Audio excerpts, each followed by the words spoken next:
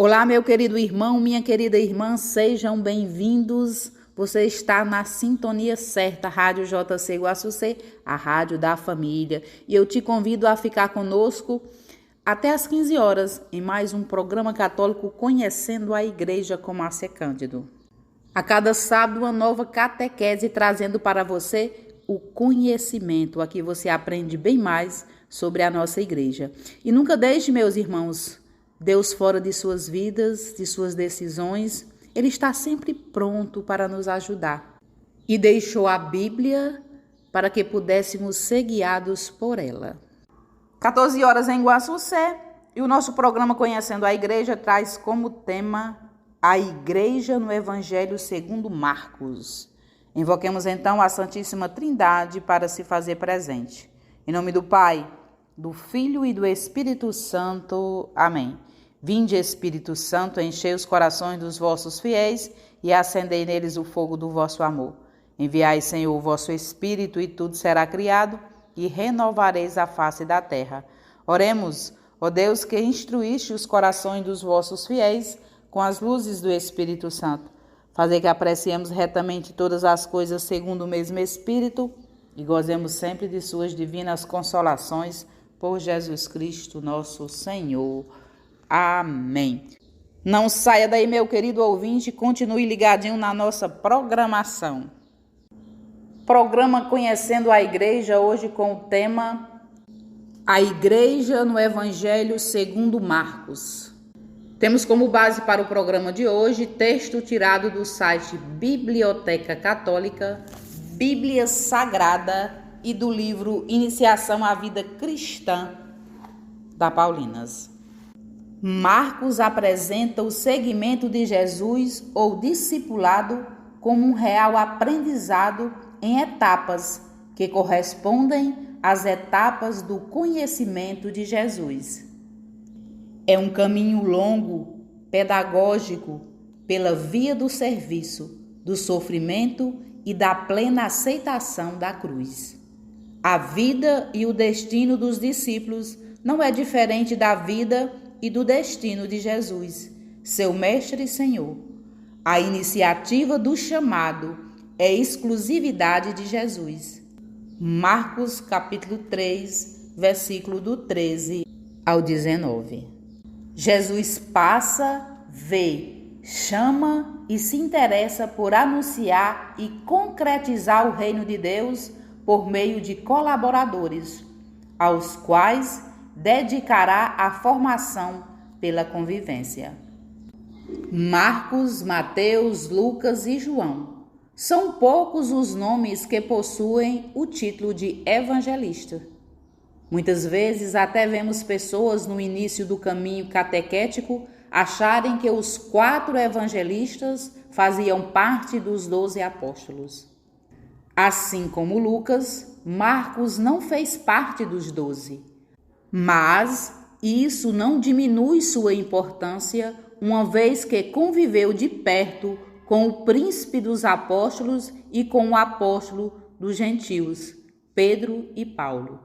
Neste programa, iremos aprender um pouco mais sobre o Evangelho de São Marcos e sobre a Igreja Católica. São Marcos é identificado nos Evangelhos como João Marcos, um nome que aparece em Atos dos Apóstolos e nas epístolas de Paulo. Tradicionalmente considerado o autor de um dos evangelhos, ele foi convertido à fé por meio de São Pedro, o tendo acompanhado até Roma. Estima-se que sua data de nascimento tenha sido o ano 5 e a data do seu martírio, o ano 68. Era um homem letrado e culto, e por isso o povo romano o convenceu a registrar por escrito os inúmeros discursos de São Pedro sobre a vida de nosso Senhor Jesus Cristo.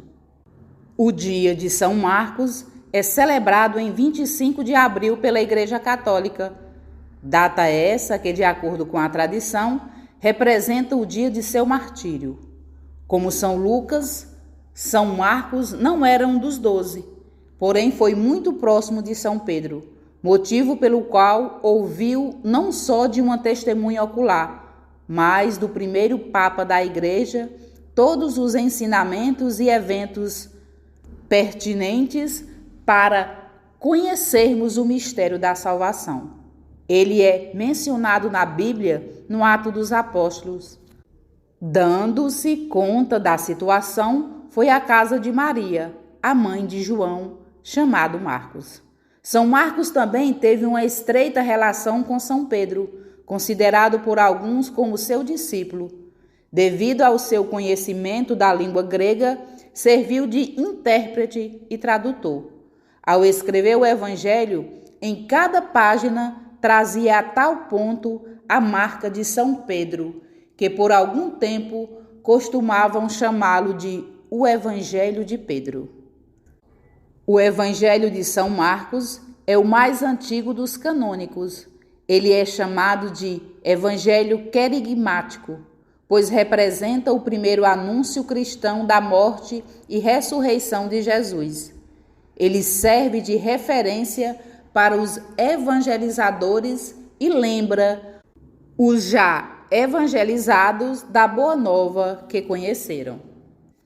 O termo "a Igreja no Evangelho segundo Marcos" não se refere a um texto específico da Bíblia Católica, mas sim ao tema da Igreja e do seu papel como discípulo e seguidores de Jesus, um conceito abordado ao longo de toda a narrativa do Evangelho de Marcos.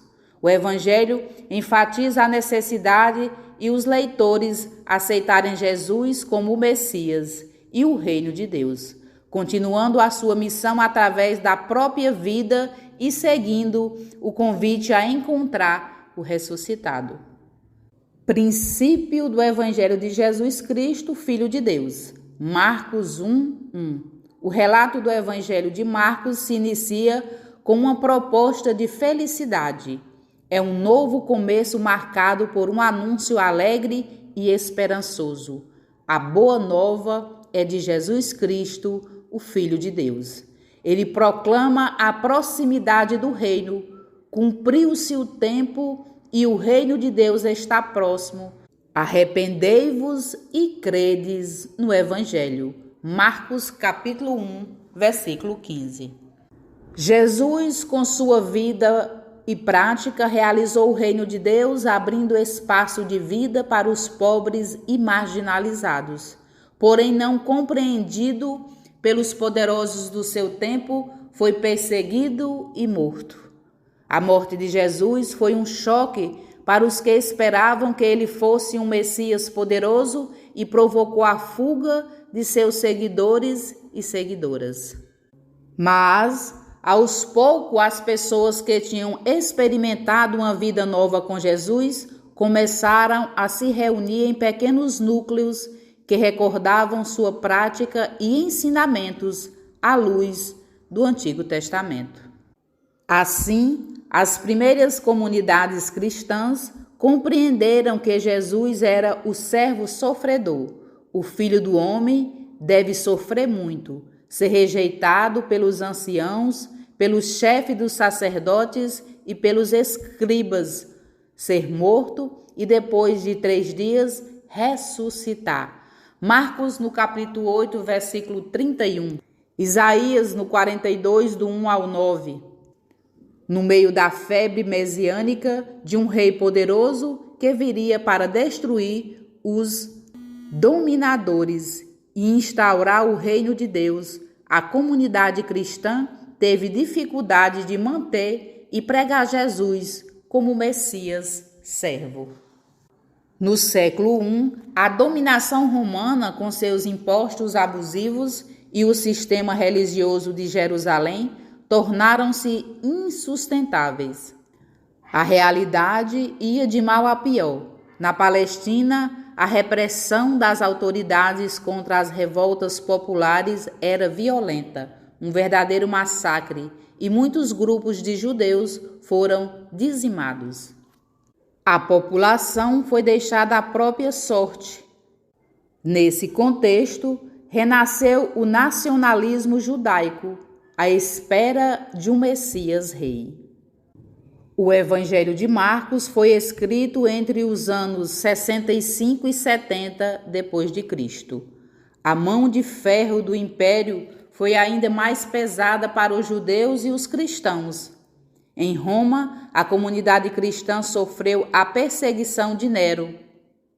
No ano 66 depois de Cristo, em vários pontos do império surgiram levantes dos judeus, sendo o principal na Palestina, conhecido como a Guerra Judaica, entre os anos de 66 e 73 depois de Cristo. O medo era constante. Guerras, massacres, fome e aflições faziam parte do dia a dia das pessoas.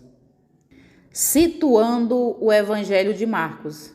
O Evangelho de Marcos é uma obra anônima. Não existe apresentação do sujeito que fala e nem sequer dos objetivos desse escrito, que somente serão descobertos na própria leitura. O que importa é a mensagem a ser comunicada. O Evangelho, Marcos, é nome de origem romana, porém essa assinatura é secundária, conhecida desde Irineu, no fim do século II.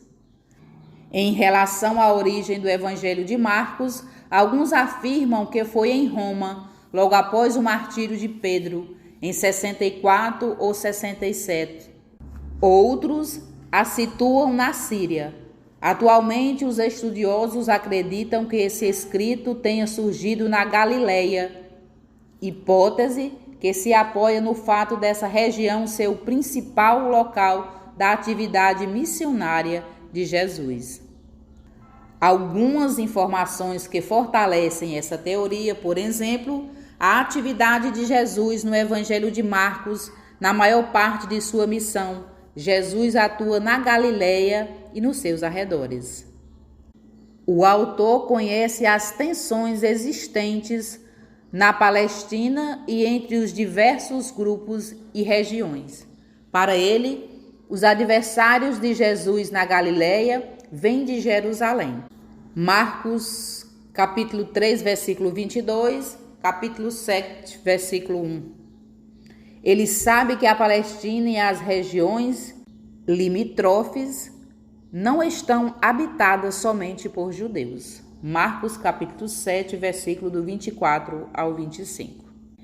Embora haja judeus na comunidade de Marcos, os principais destinatários são os gentios, pois o autor explica certos costumes e práticas judaicas. Por exemplo, a lei do puro e do impuro.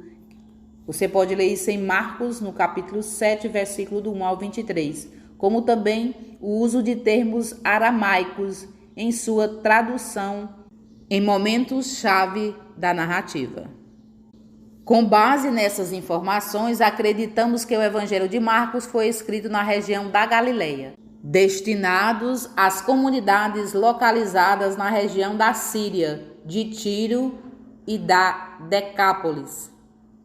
Desde 63 a.C., os romanos dominaram a Palestina, as províncias da Galileia, da Pérea, da Idumeia e da Judéia. Passaram a pagar tributos ao império.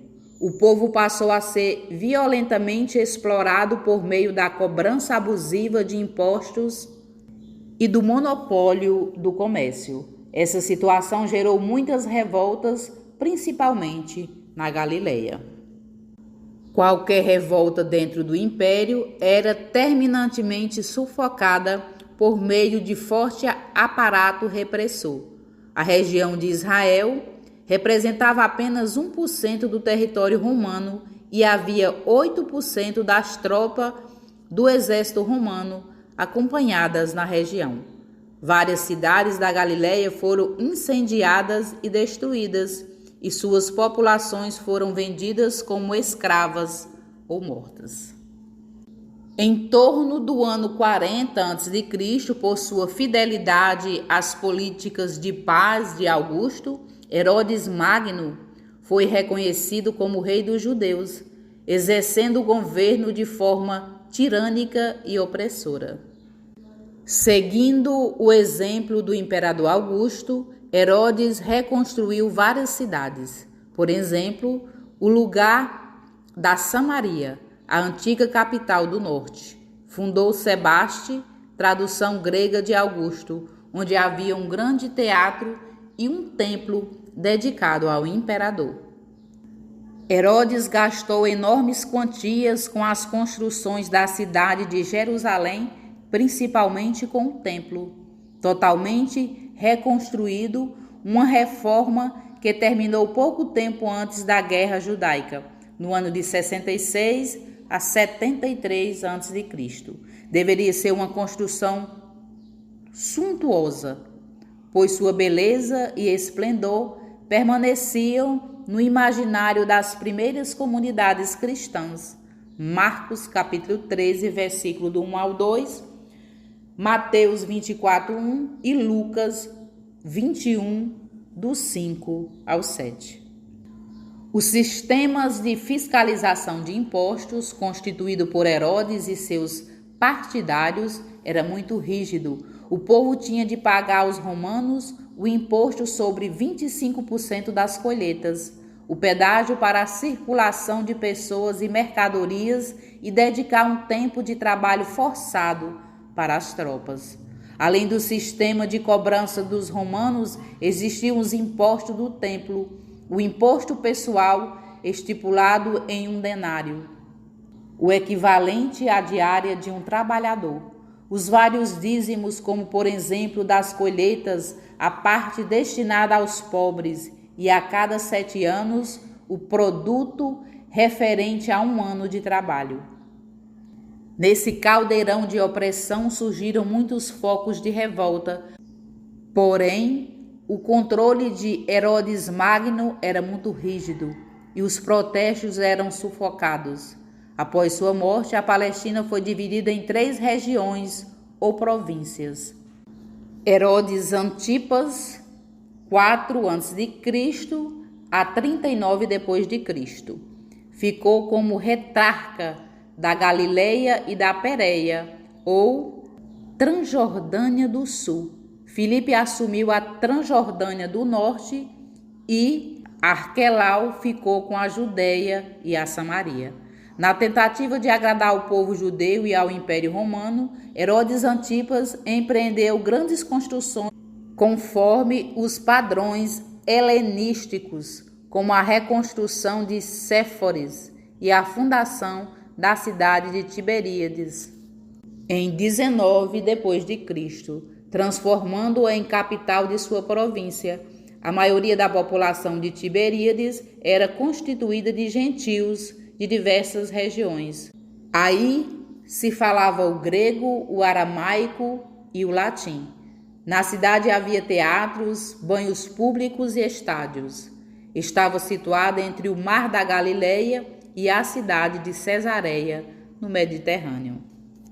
Herodes Antipas chegava a receber em torno de 200 talentos por ano, o equivalente a 1,2 milhão de denários, referentes ao imposto da pesca. A moeda era necessária para o pagamento dos impostos e a compra de produtos e serviços. Marcos capítulo 12, versículo do 15 ao 17. Crescia o número de pessoas endividadas e escravizadas. Uma pequena minoria, cerca de 5%, esbanjava luxo, mas a maioria experimentava pobreza e miséria. O cenário era de doença e escravidão. Muitas pessoas empobrecidas perambulavam pelas praças e mercados, sem terra, sem emprego. Marcos capítulo 20, versículo do 1 ao 9. A situação dos pobres se complicava ainda mais por causa da cultura e religião da época. De acordo com a mentalidade grega, os pobres eram considerados vagabundos ou pessoas não agraciadas pelas divindades. Os romanos, seguindo a mesma mentalidade grega, acreditavam que o trabalho era o próprio dos escravos. Para impedir qualquer tipo de revolta, havia o sistema do clientelismo, também conhecido como patronato. O clientelismo era baseado nas relações de troca. Alguém do extrato superior beneficiava uma pessoa no extrato inferior que se tornava cliente do seu benfeitor. O prestígio e a honra de um cidadão eram medidos com base no número de clientes que possuía. Por sua vez, o cliente tinha várias obrigações com o seu patrono. Por exemplo, estar presente nos banquetes patronais, acompanhar seu patrono nas aparições públicas e aplaudir seus discursos. No século I havia muitas pessoas pobres e doentes. Uma pessoa com lepra era considerada morta. Qualquer doença de pele, contagiosa ou não, era classificada como lepra. Havia muitas pessoas aleijadas, epiléticas e hidrópicas. Doenças mentais e psíquicas eram associadas com o demônio. Por exemplo, mudos, surdos, epilepsia, esquizofrenia e até mesmo a depressão ou falta de motivação. No tempo de Jesus e das primeiras comunidades, as leis referentes à pureza marginalizavam os doentes leprosos. A pessoa impura estava excluída da participação social. Havia muitas pessoas à margem da sociedade e, para piorar a situação de sofrimento, sentiam-se abandonadas por Deus. Ao entardecer, quando o sol se pôs, trouxeram-lhe todos os que estavam enfermos e endemoniados. Marcos capítulo 1, versículo 32. Ser pobre significava não ter existência social. A situação de opressão e escravidão deu origem a vários movimentos proféticos e messiânicos, especialmente na Galileia, região que fornecia trigo, vinho, óleo, carne e peixe, e que por isso mesmo foi o território mais explorado e devastado. Entre os vários movimentos, podemos situar o de Jesus. A sua proposta do reino de Deus atraiu homens e mulheres que perderam suas terras e se encontravam sem reino. No norte da Galileia, por volta do ano 70 d.C., a comunidade de Marcos estava tentando seguir o projeto de Jesus de Nazaré.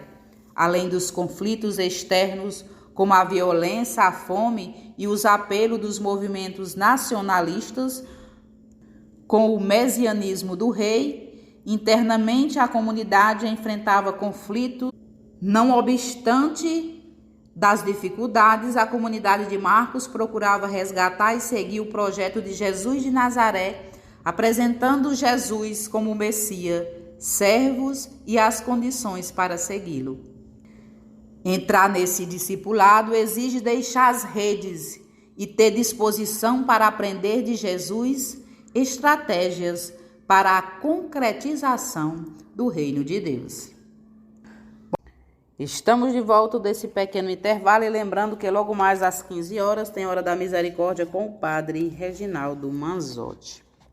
Para você que está chegando agora, hoje o nosso programa tem como tema a Igreja no Evangelho segundo Marcos. É preciso sair e ultrapassar fronteiras. Só é possível construir o reino com base em relações tecidas na fraternidade e no serviço. Entre vós não será assim. Ao contrário, aquele que dentre vós quiser ser grande, seja o vosso servidor. E aquele que quiser ser o primeiro dentre vós, seja o servo de todos. Marcos capítulo 10, versículo do 43 ao 44. O Evangelho de Marcos nasce da necessidade da comunidade de pôr em escrito suas memórias sobre quem é Jesus, reforçando que ele não é o Messias do poder e da glória. Quem é Jesus de Nazaré? O Evangelho apresenta Jesus como o Filho do Homem na figura do servo sofredor que veio conviver com as pessoas empobrecidas, exploradas e excluídas pelo império de seus colaboradores e libertá-las.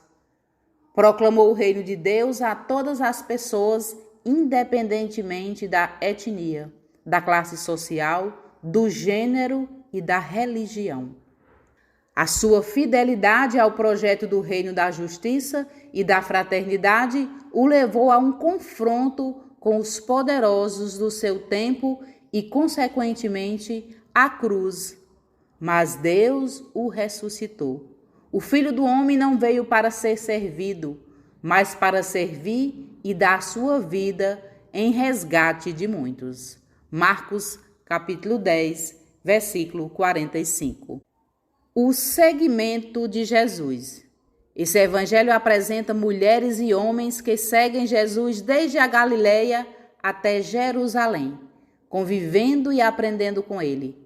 Com suas limitações, esse grupo assumiu a causa do reino de Deus, fundamentado na justiça e na solidariedade, no meio das pessoas que estavam à margem da sociedade, como mulheres, pobres, estrangeiros, crianças e doentes.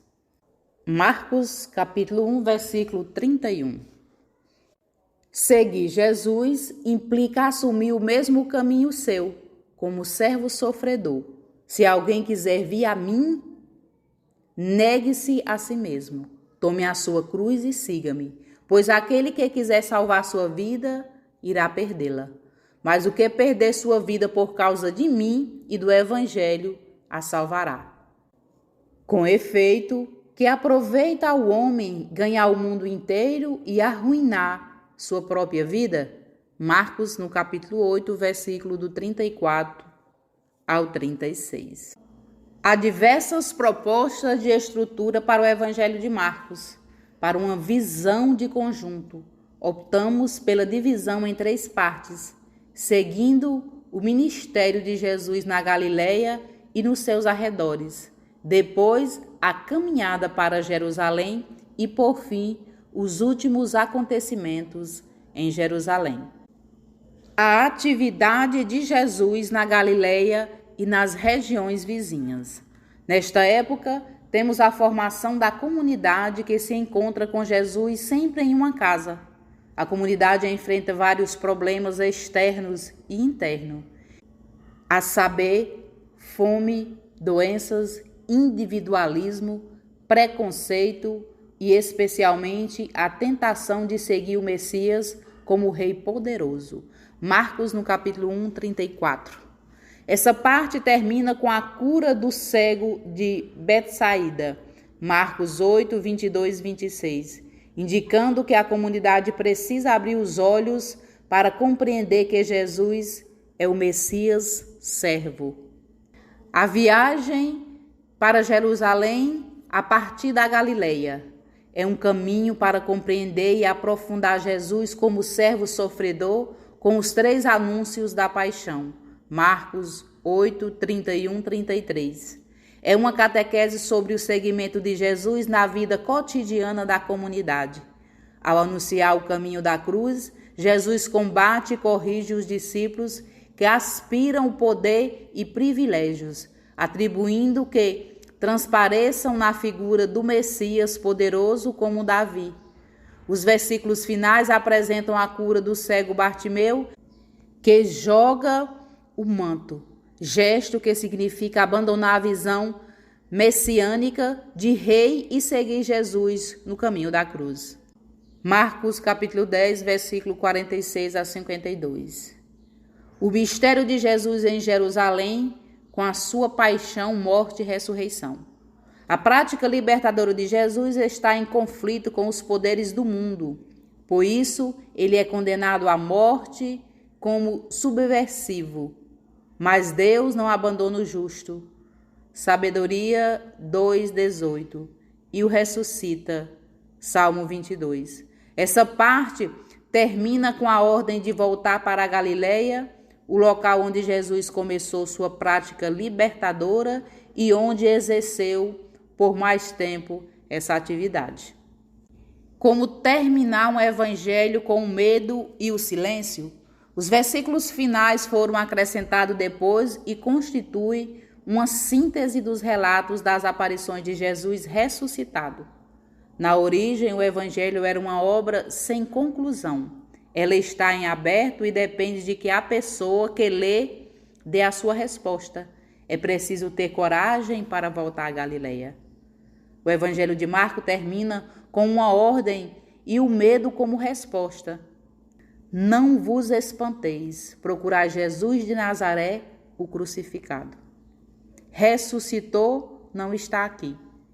Vede o lugar onde o puseram, mas ide dizer aos discípulos e a Pedro que ele vos precede na Galileia. Lá o vereis, como vos tinha dito. Elas saíram e fugiram do túmulo.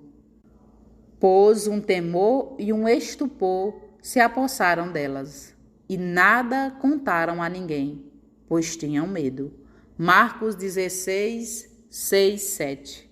As mulheres recebem a ordem de comunicar aos seus que ele voltaria para a Galileia. Elas ficaram com medo, fugiram e nada disseram.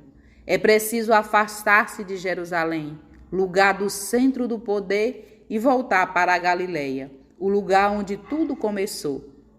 Segundo o Evangelho de Marcos, foi na Galileia que Jesus realizou grande parte de sua atividade missionária. Voltar à Galileia é assumir o seu projeto, e isso causa medo. Acreditar que Deus o ressuscitou e reafirmar a fé em Deus como o Senhor da vida. Apesar do medo, há grande esperança para os que seguem Jesus. A nossa missão é anunciar que Cristo ressuscitou e nos precede na nossa Galileia, lugar onde a vida está ameaçada. Assumir o projeto de Jesus dá medo e muitas vezes é melhor fugir. É preciso viver a experiência de que há uma esperança. A força da vida é maior do que a morte. É preciso acreditar que a pedra já foi removida. A igreja nasce do Evangelho. Ele utiliza o termo Evangelho nos pontos estratégicos de sua teologia.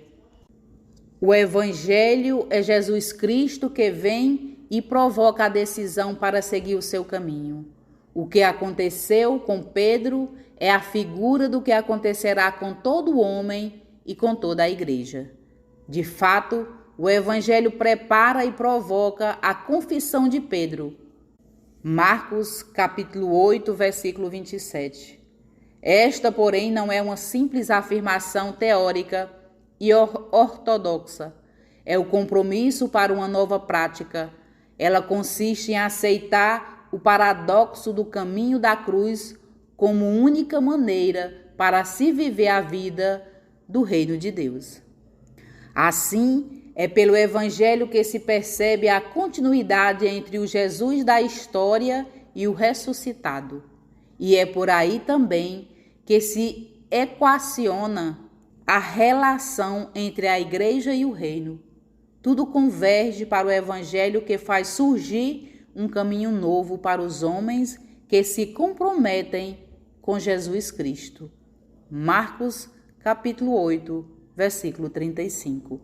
É na prática deste caminho que o ressuscitado manifesta e comunica a sua vida ao novo povo da aliança, o qual deverá se embrenhar no mundo dos pagãos, a Galileia dos gentios.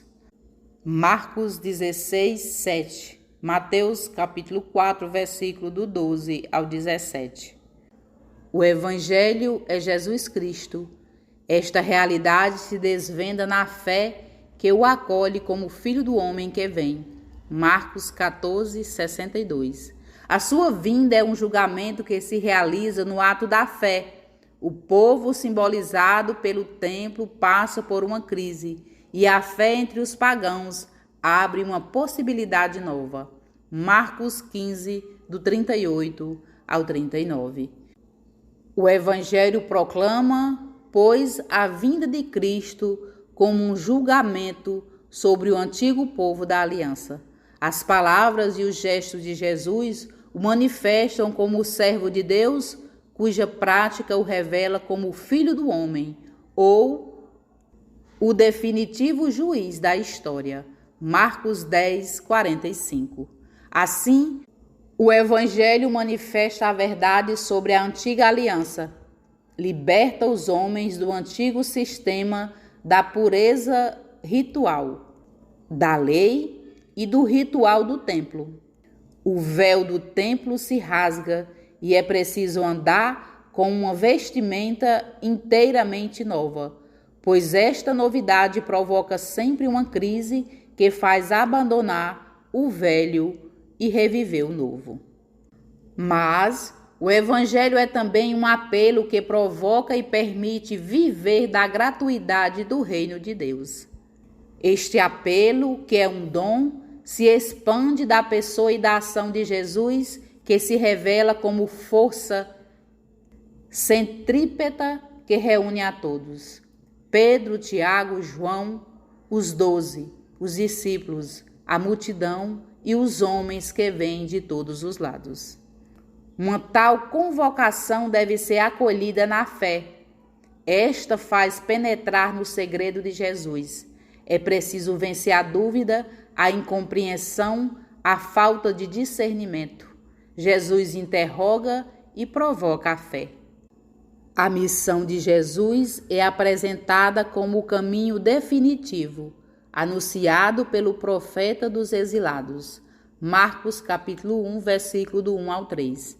A prática de Jesus, em gestos e palavras, é um caminho. É principalmente o caminho para Jerusalém, tal como Jesus começa a demonstrar aos discípulos a partir da confissão de Pedro. Marcos capítulo 8, versículo do 31 ao 33. Mas uma fé puramente teórica pode ainda recusar o caminho. A fé é prática que consiste em aceitar o paradoxo do caminho da cruz. Ela é seguimento de Jesus em sua morte e ressurreição. A exemplo do cego que passou a ver e caminhar com Jesus para Jerusalém. Marcos 10, do 46 ao 52. A fé é, pois, uma nova prática que nasce da decisão pelo Evangelho, o qual se identifica com Jesus Cristo. Marcos, capítulo 8, versículo do 34 ao 35. É neste processo de decisão, de conversão e libertação que se encontra a novidade da vida cristã. É neste processo que o povo se liberta da morte e caminha para a vida. Marcos, capítulo 8, versículo do 34 ao 38. O reino é a plenitude das promessas. Em Jesus de Nazaré, Deus se comunica na sua totalidade. Por aí, há de se perceber a relação do Pai, o sentido do batismo no Espírito. O Evangelho é, então, uma boa nova para os pobres e oprimidos. É realização das promessas proféticas de libertação. Ele provoca a renúncia e faz entrar pelo caminho da cruz a fim de chegar à plenitude da vida, na plena manifestação da glória do Pai e da manifestação do reino, chegando em poder. Marcos capítulo 8, versículo 38. O discípulo no Evangelho segundo Marcos, bem como o catecúmeno, é aquele que aceita seguir Jesus através da via sacra. É aquele que entra e percorre um caminho de conversão, que aprende a conhecer Jesus através da sua bondade e misericórdia. Essas qualidades de Jesus dão forças aos discípulos frágeis e infiéis para que se tornem semelhantes ao Mestre. A cruz aceita e assumida por Jesus Cristo, o seu despojar-se total é seguido de perto por seus discípulos, que abraçam o martírio e aceitam morrer testemunhando a coerência de vida que o Evangelho segundo Marcos exige do ouvinte leitor. Marcos, capítulo 13, versículo do 5 ao 36. E concluindo, o Evangelho de Marcos mostra como o Evangelho reúne o novo povo de Deus na história e como a igreja nasce da fé dos que respondem ao apelo e ao dom que vem pelo Evangelho. O Evangelho é Jesus Cristo vivo que vem. O poder e o dom que emanam de Jesus Evangelho reúnem em torno dele todos os que ouvem e se decidem por sua nova prática. Este apelo é um julgamento que provoca conflito, rasga e desmonta o velho sistema simbolizado pela lei, pela pureza ritual e pelo templo. Jesus se coloca a caminho, cujo passo principal está em chegar ao centro desse velho sistema, Jerusalém Templo, mostrando que o Evangelho é um ato de decisão que liberta da lei para uma vida na nova aliança. Jesus é traído, abandonado, preso, morto na cruz. Vence a morte. Assim, os que aceitarem a sua missão e aceitarem o seguimento como o cego de Jericó, continuam o seu caminho pelo mundo todo, até a consumação do reino que virá em poder. Bom, meus irmãos, o programa de hoje está chegando ao final e eu já quero agradecer o seu carinho e a sua participação. Espero que vocês tenham gostado e tenham aprendido mais hoje sobre a nossa igreja. E aprendemos hoje que o caminho de Jesus é o da porta estreita. E ele nos convida, meus irmãos, a participar com ele desse caminho do reino. E para isso é preciso que nós não deixamos que as coisas do mundo nos iludam. O sucesso, a fama, o dinheiro, mas que possamos buscar as nossas realizações através do nosso trabalho e que esse caminho tenha como base o amor ao próximo. Um forte abraço, um ótimo final de semana. Rezaremos agora um Pai Nosso, pedindo a Deus proteção para as nossas famílias. Pai nosso que estais no céu, santificado seja o vosso nome. Venha a nós o vosso reino, seja feita a vossa vontade, assim na terra como no céu. O pão nosso de cada dia nos dai hoje. Perdoai-nos as nossas ofensas, assim como nós perdoamos a quem nos tem ofendido, e não nos deixeis cair em tentação, mas livrai-nos do mal. Amém. Ave Maria, cheia de graça, o Senhor é convosco. Bendita sois vós entre as mulheres, bendito é o fruto do vosso ventre, Jesus. Santa Maria, Mãe de Deus, rogai por nós, pecadores, agora e na hora de nossa morte. Amém. Um forte abraço, até no próximo sábado, se assim Deus nos permitir.